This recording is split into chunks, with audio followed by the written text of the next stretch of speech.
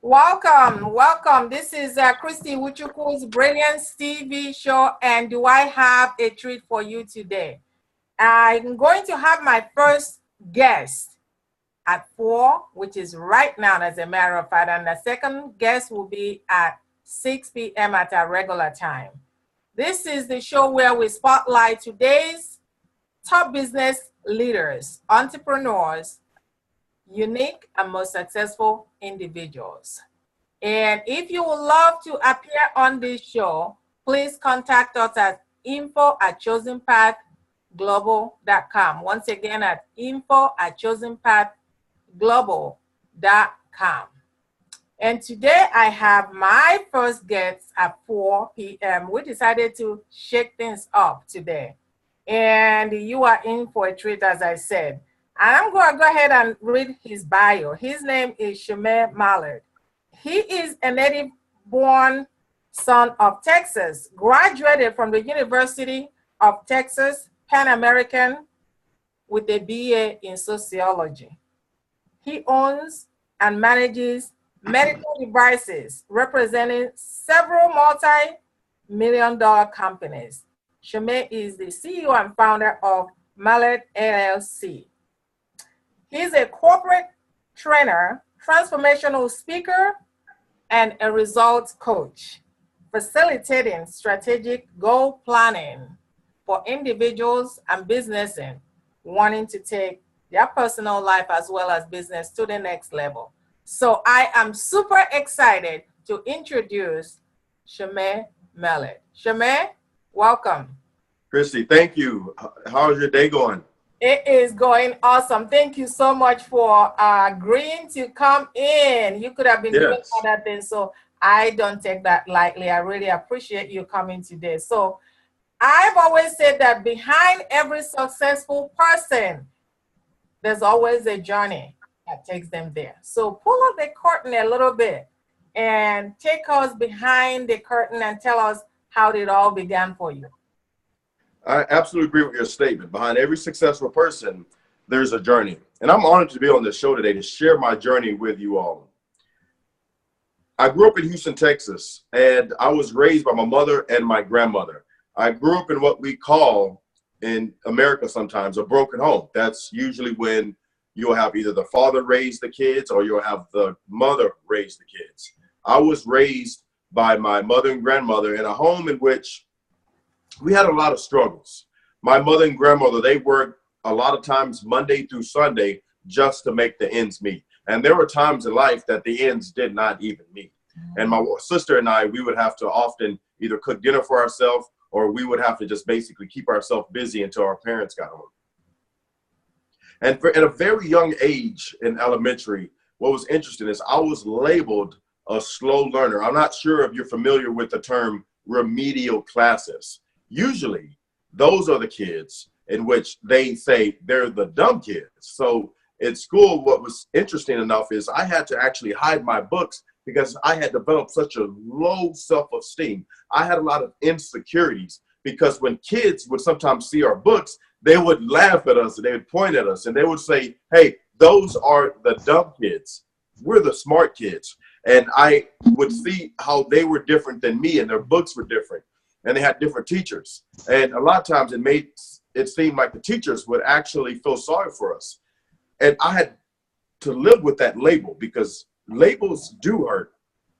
Labels are placed on all of us, whether good or bad. And I've learned that labels, good or bad, that are placed on us, we will live up to those expectations of those labels. So I was not living my best life starting off.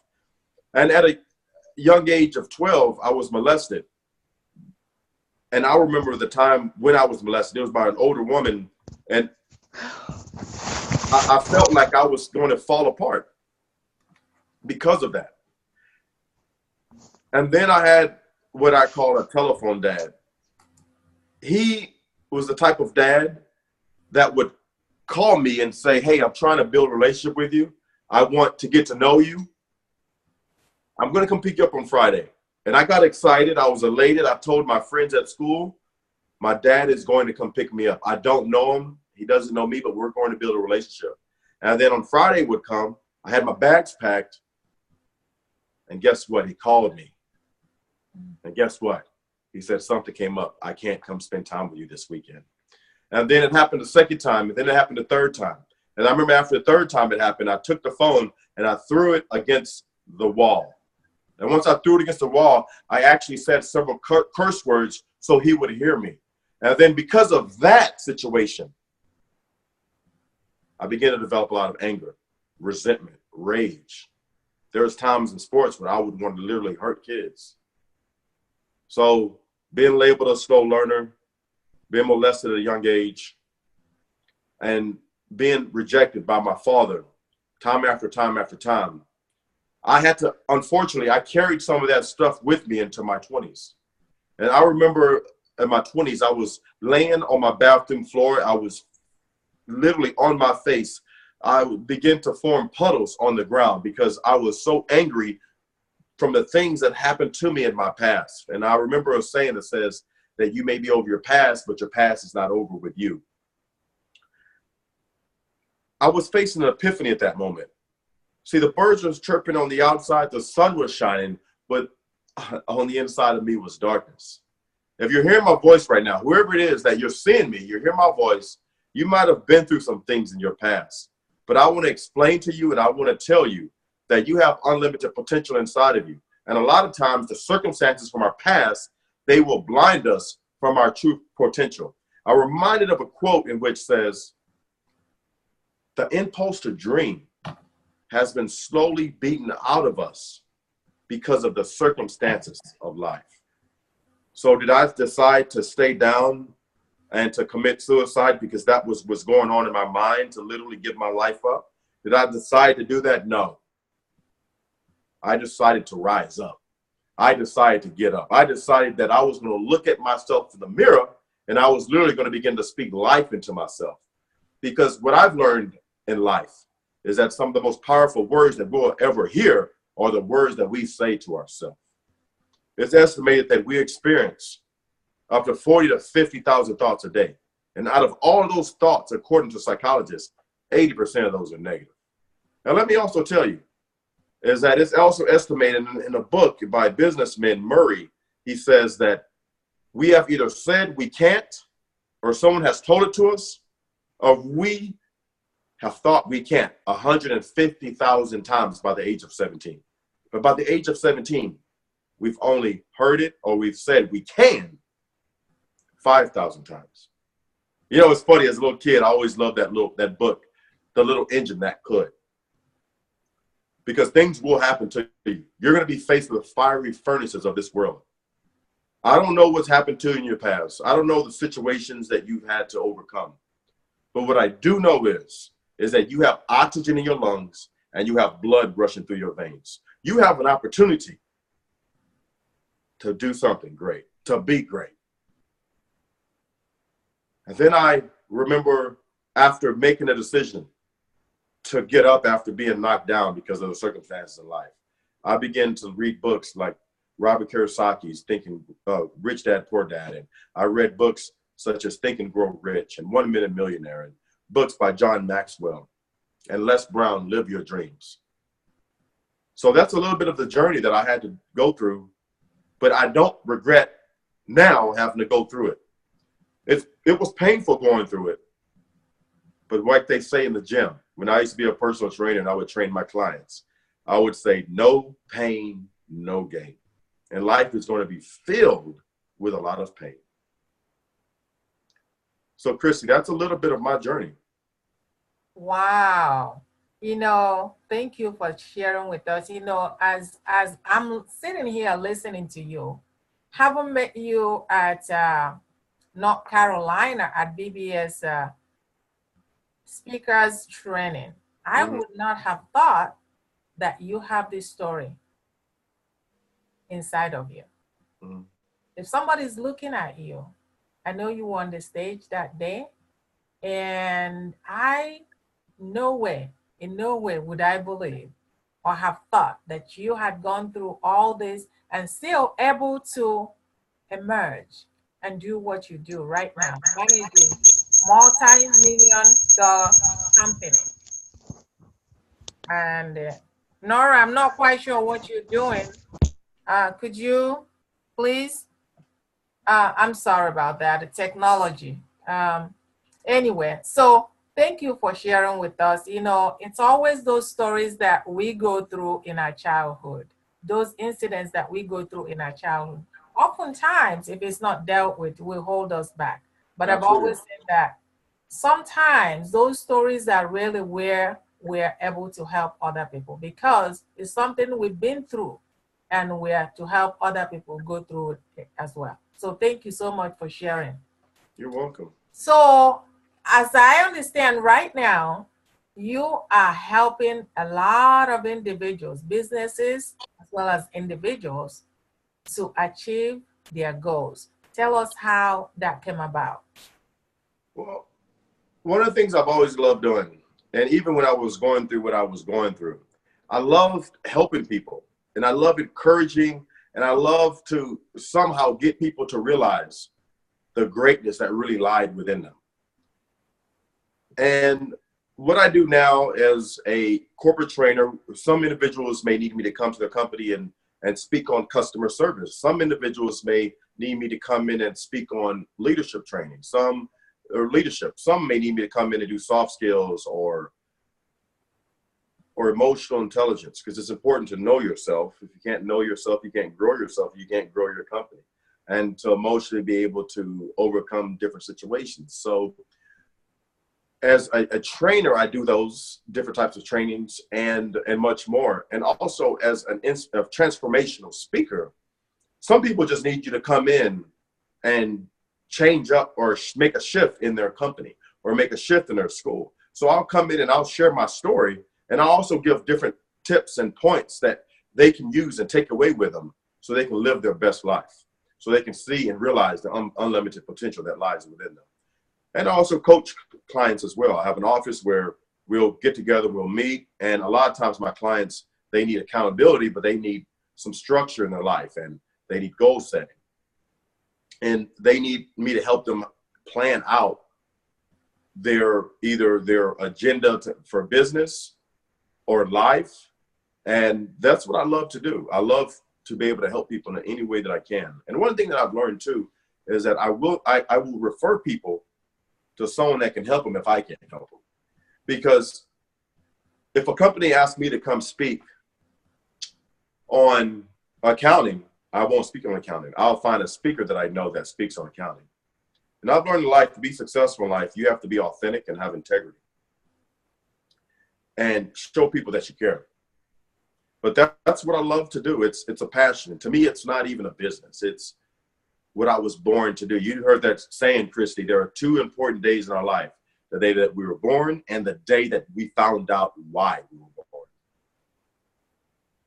You know, I'm glad you touch on the fact that if you can do something, you refer them to someone else. And I think of Trevor Ertz, and you probably know Trevor Ertz from Black CEO, and he is on to this program where it's called Board on Demand, right? Where you have a board of individuals that are experts in different fields, because the fact is one person cannot help you in everything you want to do in your business, in your life. So you have a board of individuals who are experts in different things, and it makes a lot of sense to me. If you can do it, refer it to somebody else who can. So thank you for sharing that. So I'm going to follow up and ask you, what is, as you help your clients get results, provide structure so that they can achieve their goals, what is the number one thing that people have to have in mind when you're trying to set goal? When we're trying to set a goal? Yes. Well, first and foremost, the thing that I do first is I send them a needs assessment.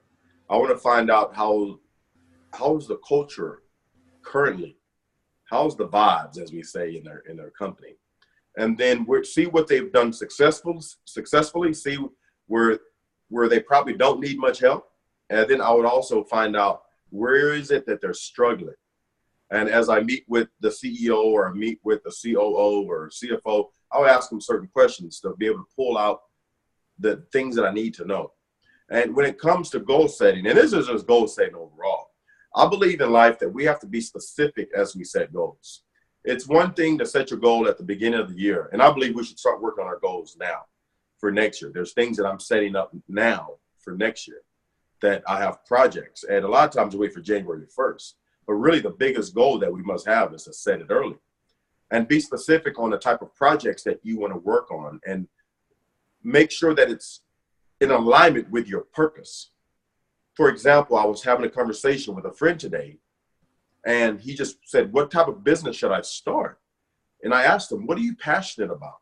Because we can start any type of business, or you can start any type of business, but if you're not passionate about it, then it's going to be is a business. I had a goal to add another stream of income to my family's business, or to our portfolio. And I started a tax business in 2015. And I didn't succeed at it. But I don't like taxes. I pay my taxes, but it's not something that I really enjoy. Once I got into it, I did the best I could, and then I did not make any money. I failed at it. I actually lost money. So now I use that as an example of goal setting. Whenever I have a goal in mind, I make sure that it's in alignment with my purpose. So if your goal is not in alignment with your purpose, you're going to be very dissatisfied when you're working on it. It's a higher chance of you quitting and giving up. And I also put timelines on my goals. What do I want to do in the first quarter of the year? What is it that you want to do in the first quarter? January, February, March. What is it that you would like to accomplish? And then you got to put how. How are you going to do it? Actually, why, and then how. Then what is it going to take? The resources.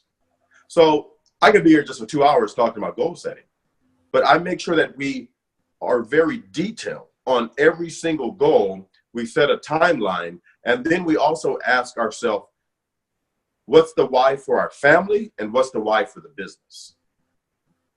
Because there's two different elements there, business and family. Because a lot of times we do certain things that only benefits the business, but we need to find out how is it going to benefit our family. So me having my own company, that benefits me business professionally, but it also benefits me, my family, because I have more time to spend with them.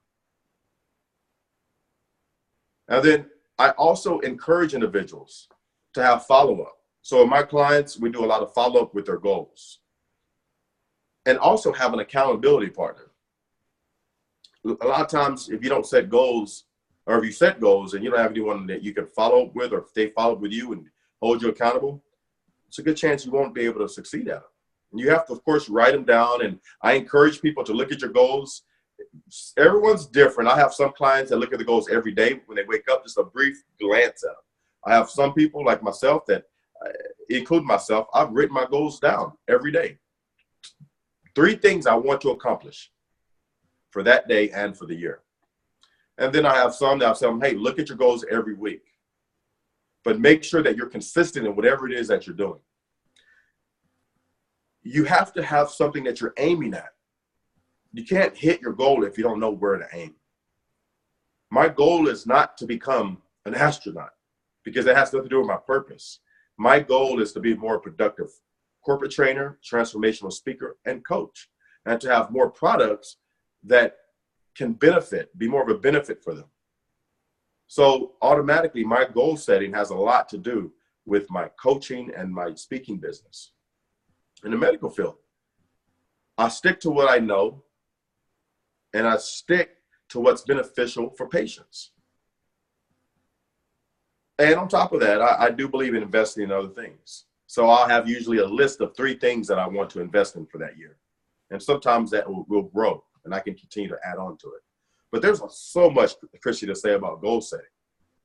But most people don't write them down. They have their goals in here, but they don't have them on paper. You're more likely, according to statistics, to accomplish your particular goal that you have if you write it down and you look at it on a regular basis.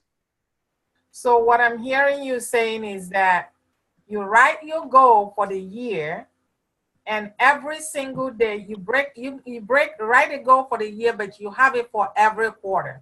And then every single day, you look at your goal for some people, or for you, you look at your goal every day and you have 3 people that you're going to focus on. Exactly. Exactly. You know, what's interesting is I've done some interesting things that works for me. Michael Jackson, actually, he used to do this. Michael Jackson used to write on his mirror in his bathroom.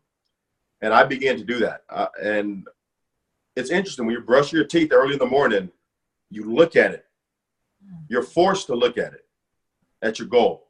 5 things you want to accomplish. Sometimes last year was get my book out, create more products. And I've been able to do that. But if you don't see it, it's easy to forget about it. So I simply tell people, find out what works for you. Some people, I tell them, have it right there next to your bed. Every day, take a look at it.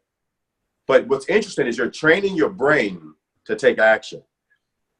Everyone should read Josh Murphy, The Power of the Subconscious Mind, because in this book, he talks about how the subconscious mind works. That whatever is introduced to the subconscious mind, it will begin to execute. So if you're looking at your goals on a regular basis, you're telling yourself, because I believe in the power of affirmations. I literally look at myself in the mirror and I tell myself, Shamir, today is going to be an amazing day. You have been born to win. You are not supposed to quit. You will never give up.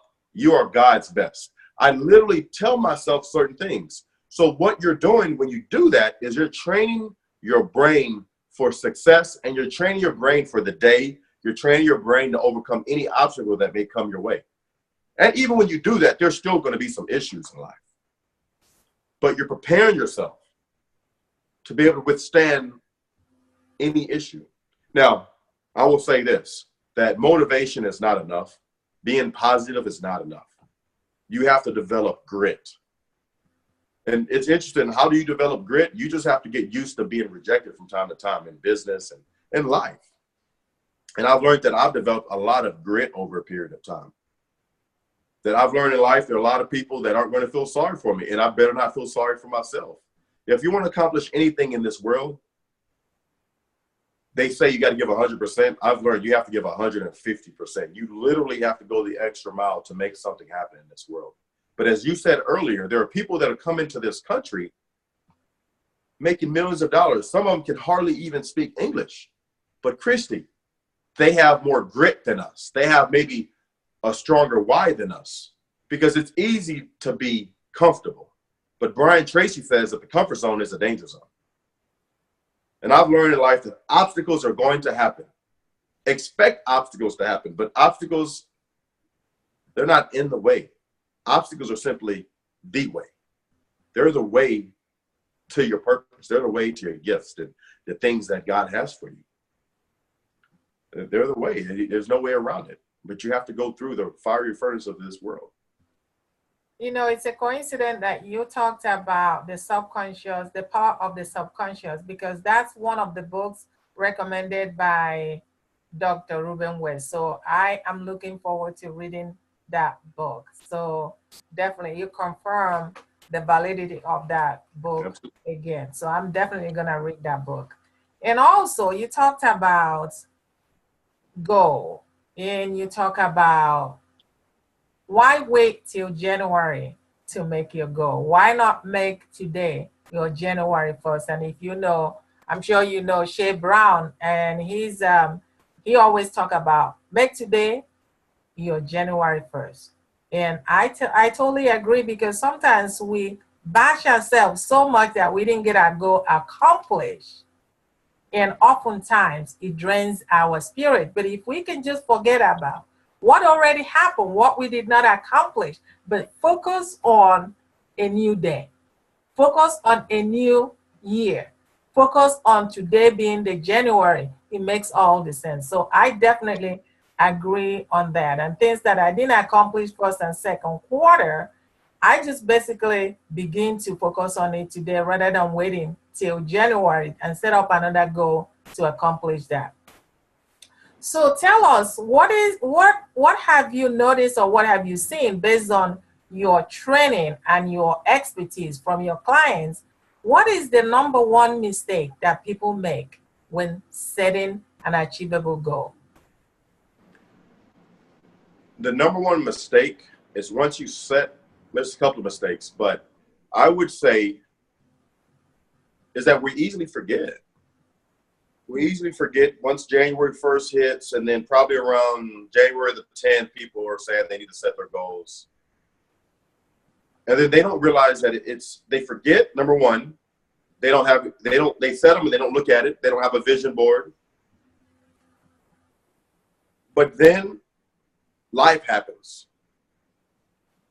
And the impulse to dream slowly beats out of them all the hope and joy and the possibilities for life. The issues of life beats out the impulse to dream, basically. So life will beat out all the impulses to dream, and they give up. People give up too easy. They understand it's not even so much about goals, but it's about process and consistency and discipline. I informed a friend today who said he wants to go back to college. I told him that you may not want to start with 12 hours. You haven't been in school in over 15, 17 years. Maybe just start with 3 hours. But truth of the matter is, my friend, you have to start somewhere. You cannot finish what you do not start. The most powerful thing that anyone can do in life is START. So people will set a goal, and then they'll either forget about the goal, life will happen and beat out the hope inside of them, and then and it'll remind them, hey, what about that goal you're talking about after you can't pay your phone bill or your water bill? But then they don't start. So we have to be disciplined and consistent. And we have to be able to handle the wiles of this world, the issues. Things are going to happen. But what you want is on the other side of problems and issues and trials and fear and doubt. So I would say the people give up too easy. That's probably number one. And then people just forget about their goals. Because it comes back to the subconscious mind. If I was to tell a 5-year-old, you can do anything you put your mind to. You can do anything you put your mind to. You can do anything you put your mind to. If I was to tell that 5-year-old every week until he's 20 years old, I guarantee you that that 5-year-old, when he's 20, will be successful. Now, success is not really about money. Anyone can make money. But success, to me, what Earl Nightingale has said before, is the ideal realization of a worthy goal. So people just, they forget, they give up. And we live in a hopeless world. And they position themselves sometimes around hopeless people that speak death instead of speaking life. But that's what I always tell people. When you have something major that you're going after, position yourself around what I call a reference group. There was a Harvard psychologist who says that they're your friends, they're your family members, they're the individuals closest to you. And they determine up to 95% of your failures and your successes in life. So there are plenty of reasons. I think you're absolutely right. I know in my own journey that once I decided that I am going to move into this entrepreneurial journey, that number one thing that I found that I had to do, and I did, and I'm not going to tell you that it doesn't hurt initially, but I get over it, and that is to weed some friends out of my life. Why? Because they are very toxic. And some of those friends I've been friends with them for so many years. And to let go was very difficult, but I knew that I had to do it because they were dragging me down and I wasn't getting where I want to go. Mm-hmm. So definitely the people that you surround yourself will definitely make a difference in your growth. And I tell people, it might be very difficult to do, but you have to do it to save your life because misery loves misery. And as long as you are there, you're dragging a bag so heavy that you cannot go anywhere with that bag. And I say, just take the trash and send it back to sender because there's no trash can around. And that's what I said. And was it difficult? Absolutely was difficult. But I knew that if I had to move from where I was to where I want to go, that I'm not going to take everybody with me. And sometimes in life, it hurts, but you've Yeah. got to do it to save your life, definitely. But you caught my attention with what you had there, untapped potential. Tell me a little bit about that. So it was interesting. I was having a conversation with somebody, and I said, you have unlimited untapped potential inside of you, because the person has goals, the person has a purpose, but they didn't believe that they could actually do a lot with what they have. And that became my slogan, because I realized that when someone has found out why they were born and they begin to pursue their purpose and their passions in life, it's unlimited, meaning that you should, each and every one of us should go to the grave empty. We should use up everything that is inside of us. At the same time, Les Brown, for example, he can give millions of speeches, and even one day when he's no longer here, guess what? He could have still given a lot more if he was still here. So your gift will continuously produce over and over and over again. And he will give speeches through me and through Ruben West and through all the people that have loved him and listened to him and have been his mentor. So it's unlimited. So I tell people, when you find your giftings in life, it's unlimited. And it's also untapped, meaning that you can always get better. There's so many things that you haven't even tapped into yet. See, Christy, even for you, you haven't tapped into the fact that you might have your own national TV show one day. Amen. On cable. So that's untapped for you. You understand your gift, it's unlimited and it's untapped, because there's a lot of shows you haven't given yet. You haven't even interviewed Oprah Winfrey yet. Morgan Freeman, you haven't interviewed them yet. Hello. And then potential. There are certain things that I'm just really not good at. And there's some things that I think I'm okay at and I can get better. I have potential. So as a speaker, I'm okay. I will never say I'm great. I will always say I'm okay and I can get better. So there's potential for me to get better. And there's potential for anyone that has their own TV show to get better and to improve. So when I say unlimited, untapped potential is inside of you, not because I say so, but because I know so, it's because everyone has an unlimited, untapped potential.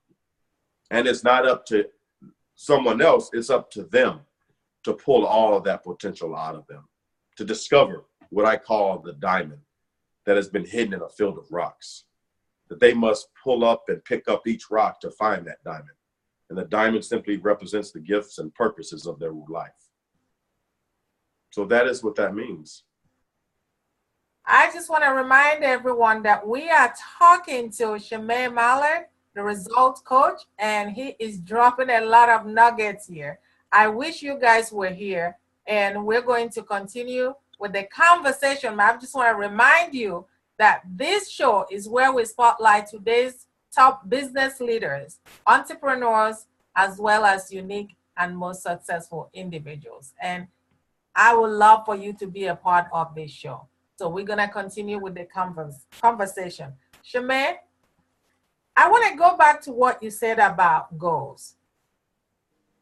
You know, when people think about setting goals, it can be overwhelming, especially for someone who's going to start something new that they have never done before. For example, business. It can be overwhelming as far as, what do I set as my number one goal?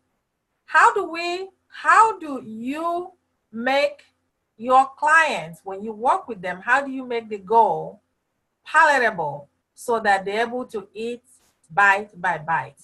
Absolutely. That is a very good point. Les Brown says, by the yard it's hard, inch by inch, everything's a cinch. Don't think big, but don't act big right away. Think big, but don't act big right away. So when I started my own company, I filled out all the documents that we needed, the LLC forms, etc.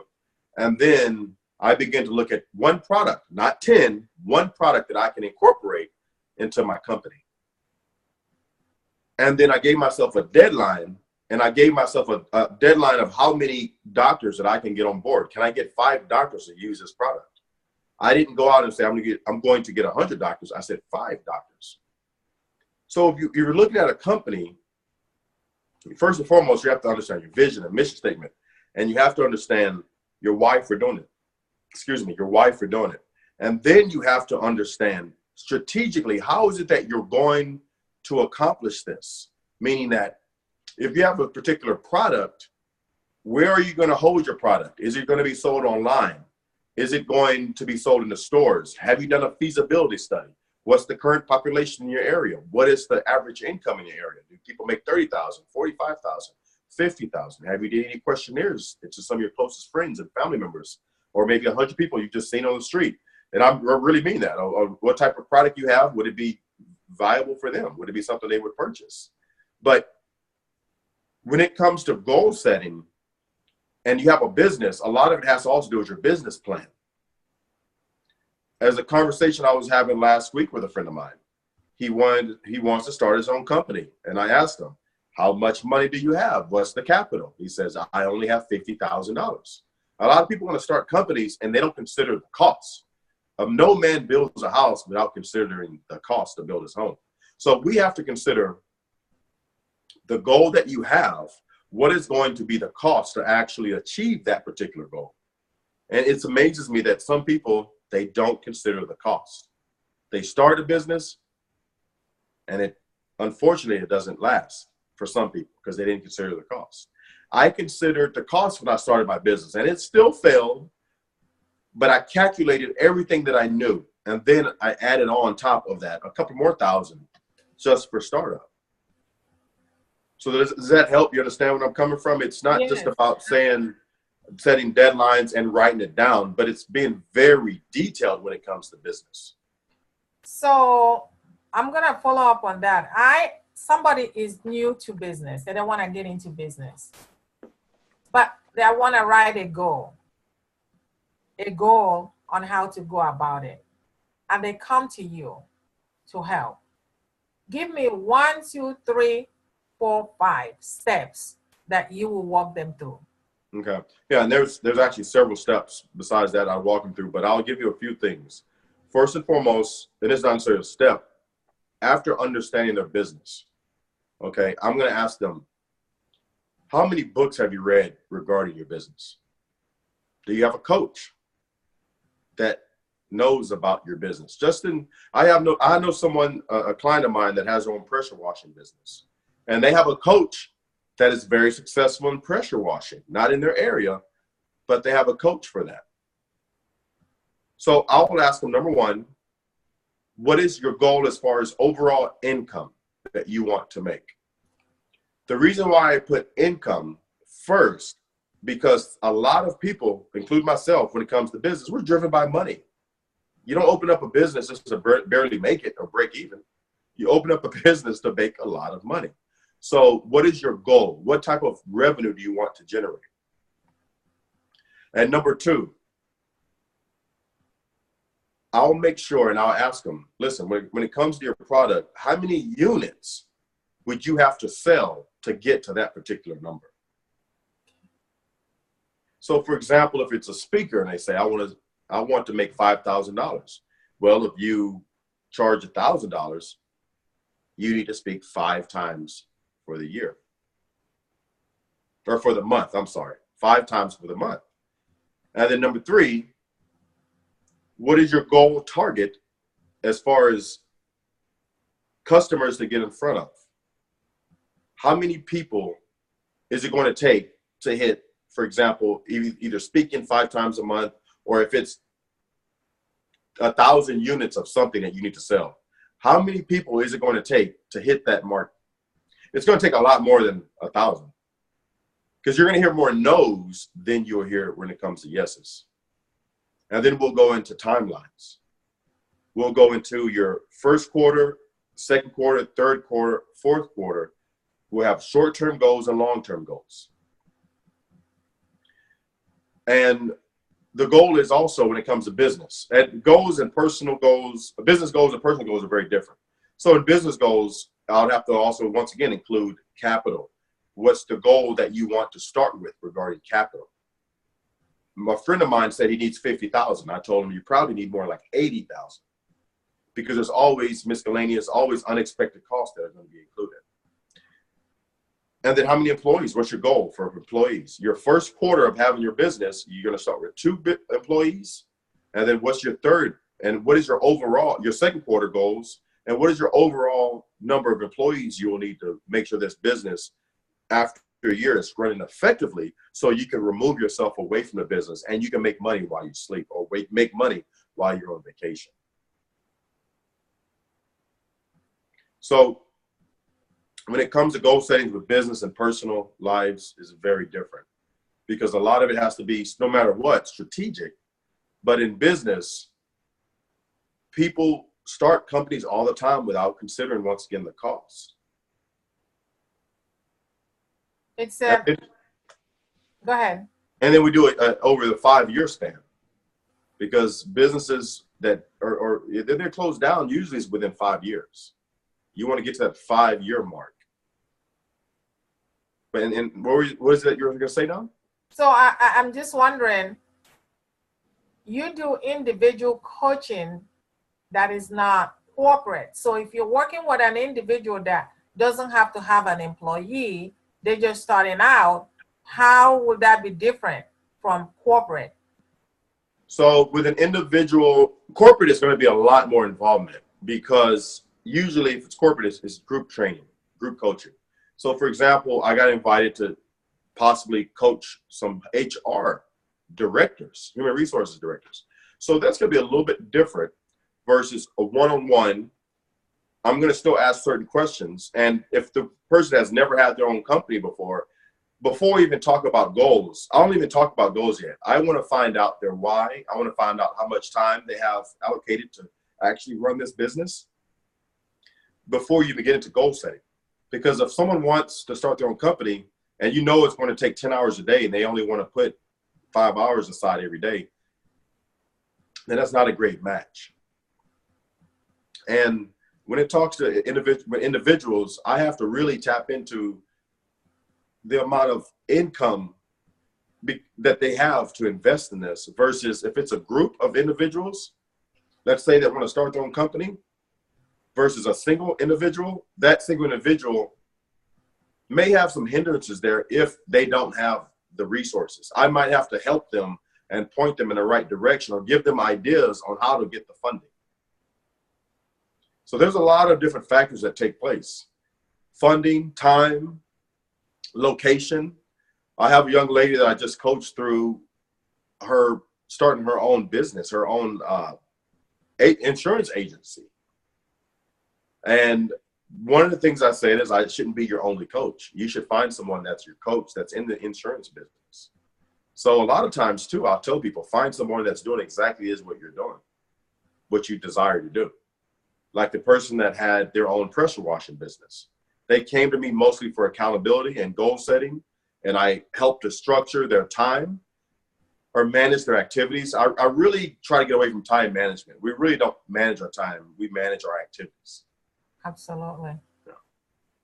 Yeah. And I've done group coaching where we did customer service group coaching, where I asked them particular questions on how the experiences that people received when they came into their establishment.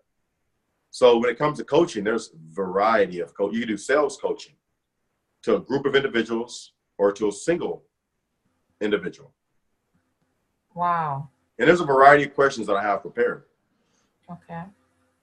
Well, I just want to follow up on one more question for you, and that is, I love the fact that you brought about investment, because oftentimes individuals may think they will be in business without investing in themselves. I'm not talking about the money, the investment that you do to buy product or materials, but in yourself. Can you share a light a little bit about how important it is for an individual to invest in themselves?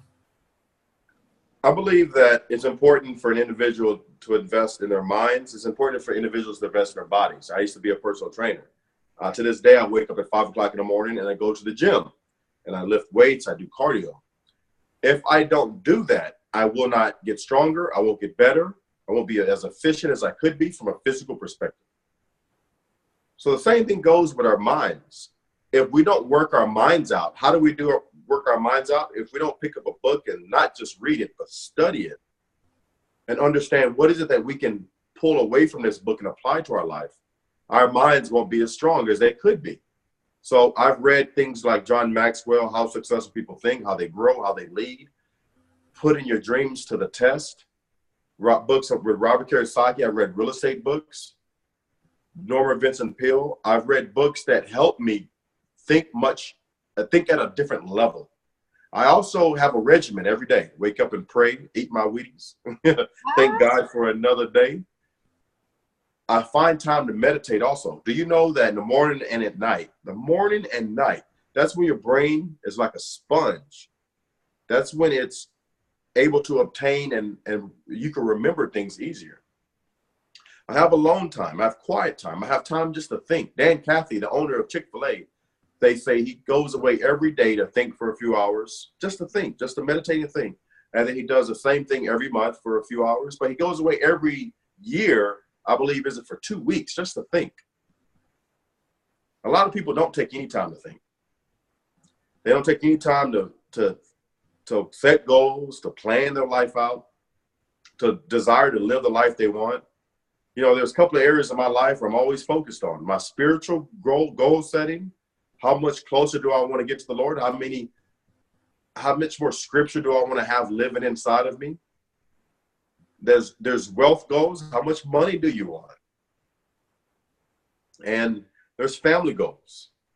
What type of atmosphere do I want to create for myself and my family? Vacations. What kind of vacations do you want to go on? What kind of legacy do you want? When it comes to goals and the kind of life that you want to live, it's a vast range of methods that you can choose. I want to shift gear a little bit and have you talk just for a minute. I got a chance to observe you guys. I wasn't in presence, but I got a chance to observe you and Les Brown and Tracy Ward and the rest of the crew. I believe Dr. Z was there as well. Mm-hmm. Can you give us an insight of that show? Oh my goodness. Bringing Out the Millionaire in You was an event that it was absolutely amazing. It was amazing. It went by so fast, but we had such a great time. It was a full day workshop.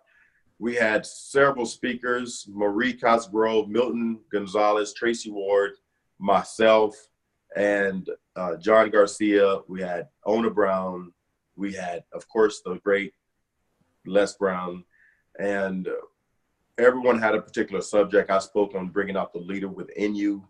The toughest person you'll ever lead is yourself. I shared my story, and I shared it in a way of leadership, as far as many people have to lead themselves, lead their families before they can lead their employees. And Les Brown, he ripped up the stage. Ona did her thing. And we know that people walked away feeling empowered, inspired, and ready to shake up this world. It was a great event. And I'm sure Terrence Lethbridge. Go ahead. My buddy Terrence Lethbridge, the MC of the event, he was phenomenal. He kept the crowd at a level of 10 when it comes to energy from 1 to 10. He had them at 11. He did such a phenomenal job emceeing the event. There's really none better than him. I have not seen all the events I went to. He is a bad boy. Then I gotta bring him back here. I got to bring him back here anyway. So this is the time that you get to tell our audience how they can reach you. What do you have going on that they can be a part of? Absolutely. I have a couple things working on. I'm working on a few products that I'm getting ready to release. But I want to be able to stay in touch with whoever's listening to me. Go to Facebook. It's at Shamere, CHISMERE, Mallard. You can find me. And I'm working on some local things here in McAllen, Texas, as far as masterminds. But I have a few products I'm getting ready to upload to my new website. And I want to be able to stay in touch with everyone here. And I want everyone to realize that, yes, they have unlimited potential inside of them and be able to help them out any way they can. I do coaching sessions via phone, not just in person. And when I coach people, I make sure that I'm the right coach for them. And if I'm not, I'll find the right coach for you, because everyone needs a coach. Everyone needs a coach. I have 3 of them. I have Les Brown and Ruben West. And I have Terrence is one of my coaches. He's somebody who's helped me out with social media, and he's staying on top of me. So making sure I'm doing what I'm supposed to be doing on social media, because I can fall off track sometimes. Oh, I didn't know you have Ruben West. I know you have Les Brown, but I didn't know that Ruben West is also your coach. Who is absolutely one of my coaches as well. Yes, absolutely. I think the world of Ruben. He's given me great insight, and he's helped me a lot. Even with this last event, he wasn't there, but he's helped me and encouraged me and showed me certain things that I could do to make sure the event was successful. He's definitely a great guy. I can't say enough of his big heart. Definitely, he's a good guy. So at this point, and just want to say thank you so much. I appreciate you, and I appreciate the time that you have taken to impart in all of us today. You're welcome. And I want to give a free gift. It's text 888